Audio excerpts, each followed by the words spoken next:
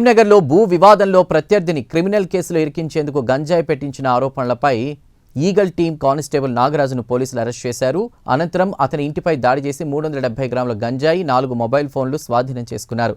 ఘటనపై కేసు నమోదు చేసి దర్యాప్తు కొనసాగిస్తున్నట్లు ఏసీపీ విజయ్ కుమార్ తెలిపారు.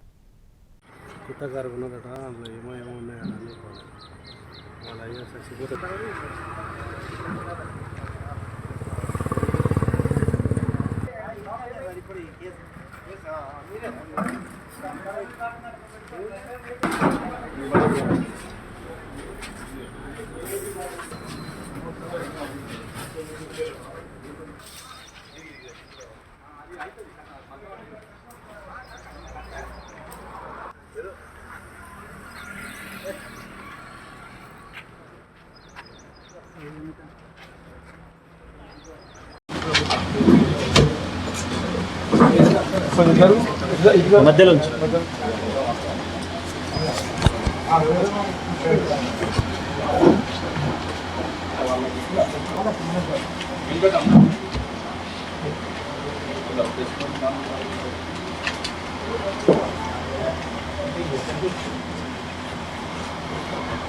ఓకే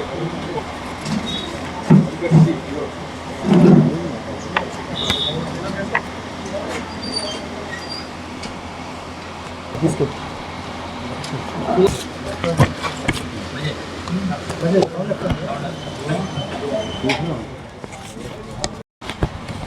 ఈరోజు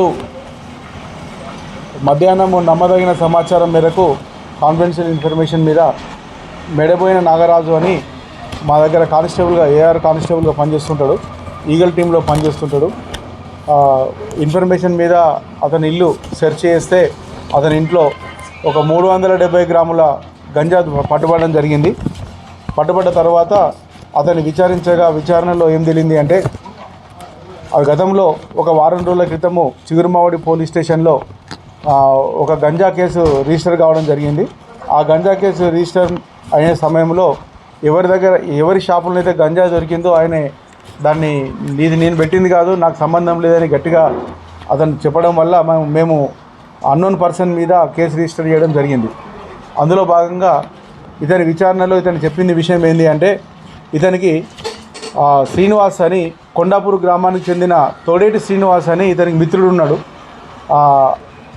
అతనికి మట్టా శ్రీనివాస్ రెడ్డి అదే గ్రామానికి చెందిన వ్యక్తికి గత కొన్ని సంవత్సరాల నుంచి ఒక సివిల్ డిస్ప్యూట్ భూమి పంచాయతీ విషయం నడుస్తున్నది. 3 ఎకరాల భూమి గురించి.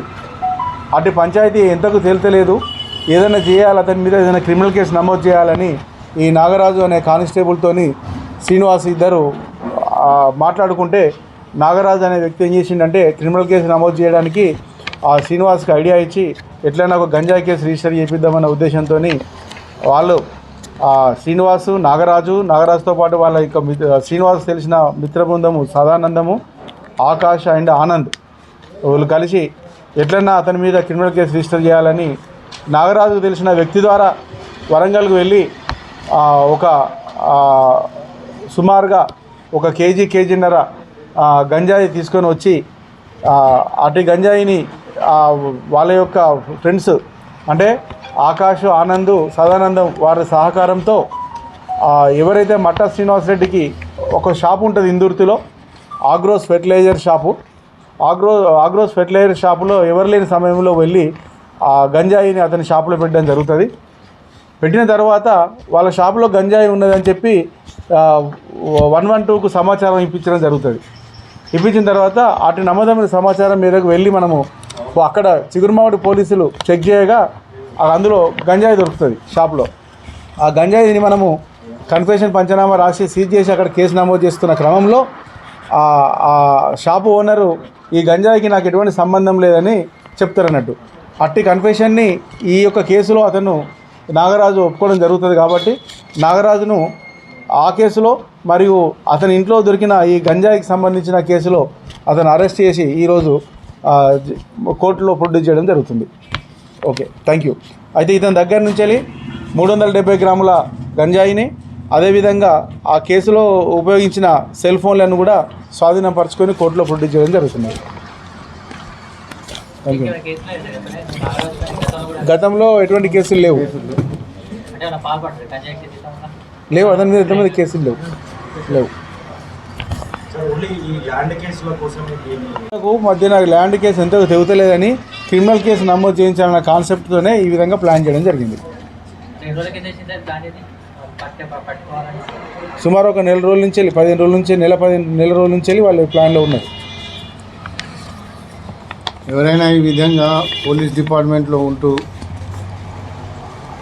అసాంఘిక కార్యక్రమాలకు కానీ లేదా ఇంకేదైనా కార్యక్రమాలకు కానీ చేపడితే మా డైరెక్టర్ సార్ గారు పోలీసులు అందరి మీద వాళ్ళ మీద కఠిన చర్యలు తీసుకుంటారు. ఎవరు కానీ చట్టానికి లోబడి ఉద్యోగానికి సంబంధించి ఉద్యోగంలో బాధ్యతాయుతంగా పనిచేస్తూ పోలీసులకు మంచి పేరు తీసుకొచ్చే విధంగా ఉండాలి. కానీ ఈ విధంగా చట్ట వ్యతిరేక కార్యకలాపాలకు పాల్పడితే వారి మీద కఠిన చర్యలు తీసుకోవడం జరుగుతుందని మా అధికారులు తెలియజేశారు. కాబట్టి ఇటువంటి కార్యక్రమాలు ఎవరు చేయొద్దని తెలియజేస్తుంది. Thank you.